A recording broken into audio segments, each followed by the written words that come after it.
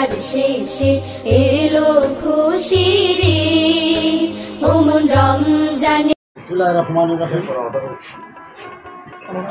আজকে মহান ঈদের শুভেচ্ছা।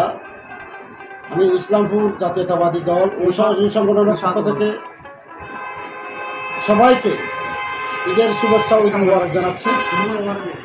আজকে 17টি বছর আমাদের জাতীয়তাবাদী শক্তি, আমরা 17টি বছর ঈদ উদযাপন করতে পারিনি। ঘরের মধ্যে আসে মা বাবার সাথে একটু ঈদের আনন্দ ভাগাভাগি করব, সেই রকম সুযোগ আমাদেরকে দেয় নাই। আজকে মহান রব্বুল আলমিনের কাছে আমরা শুকরানা আদায় করছি। আজকে 17টি বছর পর প্রাণ খুলে মন খুলে জাতীয়তাবাদী শক্তি ও ইসলামী মূল্যবোধের বিশ্বাসী আমরা একসাথে এক কাতারে বসে ঈদের আনন্দকে ভাগাভাগি করছি।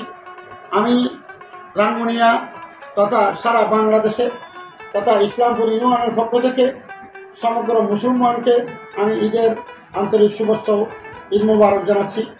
আল্লাহর কাছে প্রার্থনা করছি, আল্লাহ যেন আগামীতে যদি সুষ্ঠু নির্বাচনের মাধ্যমে আমাদের সরকার বিএনপি সরকার গঠন করে, আমাদের তারুণ্যের অহংকার আগামী রাষ্ট্রনায়ক শহীদ প্রেসিডেন্ট জিয়া রহমানের সুস্থ সন্তান তারেক রহমান দেশে এসে সুষ্ঠু নির্বাচনের মাধ্যমে যদি আমরা জাতীয়তাবাদী শক্তি গ্রহণ করি, ইনশাআল্লাহ সবাই মিলে একসাথে প্রতি বছর আমরা এই ঈদের আনন্দকে সবার মাঝে বিলিয়ে দেবো ইনশাআল্লাহ।